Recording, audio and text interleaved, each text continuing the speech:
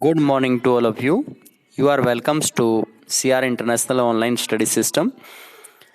आज assignment number 5 11th art 7 में subject history English medium date 25 मई 20।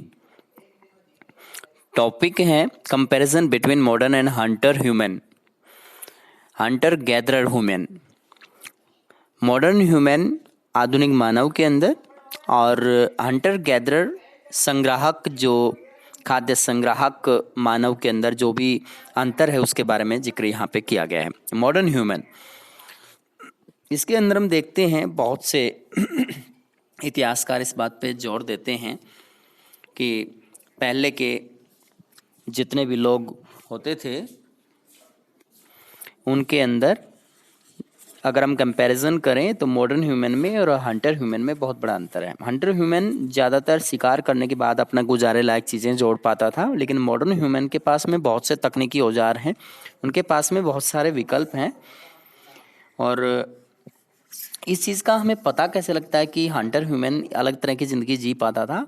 हम इस चीज़ को पता लगाने के लिए बहुत से हमारे इतिहासकारों ने आर्कियोलॉजिकल रिमेन्स के आधार पर इस चीज़ को प्रमाणित किया है।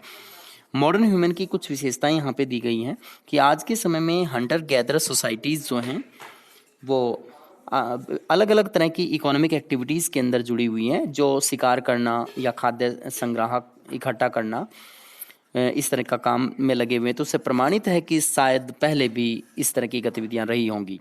इसके अलावा बहुत से ऐसे लोग हैं जो व्यापार के अंदर वस्तुओं को लाने ले जाने व्यापार करने के अंदर जुड़े हुए हैं, और फॉरेस्ट से जो भी उत्पादन उन्हें मिलता है, चाहे वो फल हों लकड़ियाँ हों, उनके अंदर वो लगे हुए हैं। और पड़ोसी जो किसान हैं उनके लिए भी वो काम करते हैं, श्रमिक के तौर पर उनके खेतों में काम करते हैं।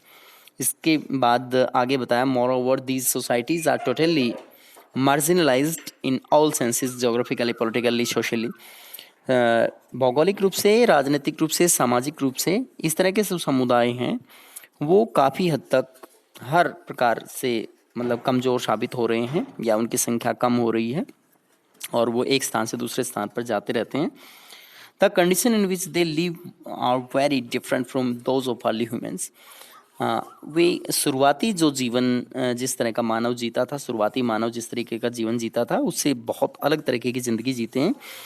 और जो हंटर गैदर सोसाइटीज़ हैं उनके बीच और इनके बीच काफ़ी उनके जीवन स्तर के अंदर भी काफ़ी अंतर आता है।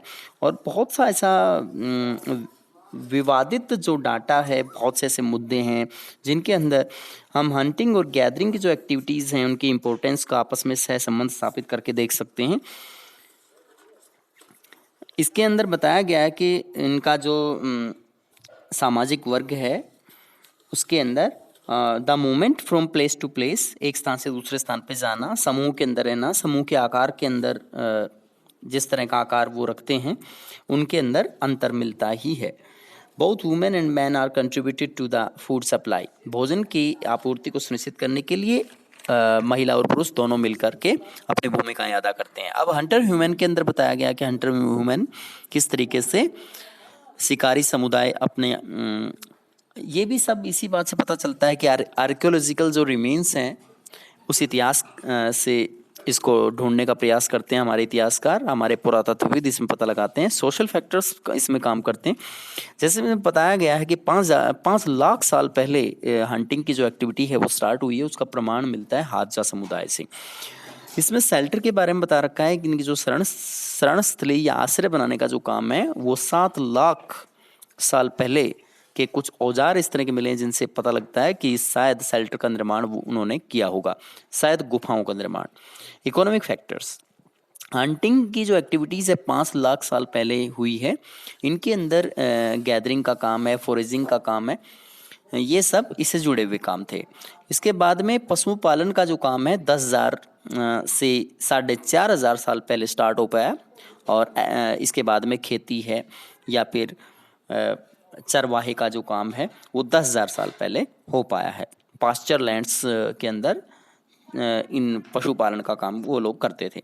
इसके बाद सांस्कृतिक जो कुछ तत्व हैं ये 30,000 से 12,000 साल के दौरान अवधि के दौरान ये विकसित हुए, और इसके अंदर स्टोन टूल्स का काम बहुत रहा, क्योंकि स्टोन टूल्स भी हमारी कल्चरल जो एक्टिविटीज़ को बढ़ाते हैं। जैसे कि कोई चित्रकार है तो वो भी इस तरह की कोई कोई टूल्स का इस्तेमाल करता है, उपकरण का इस्तेमाल करता है।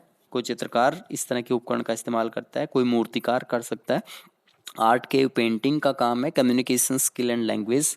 ये सब कल्चरल फैक्टर्स हैं जो इस दौरान डेवलप हुए। धन्यवाद।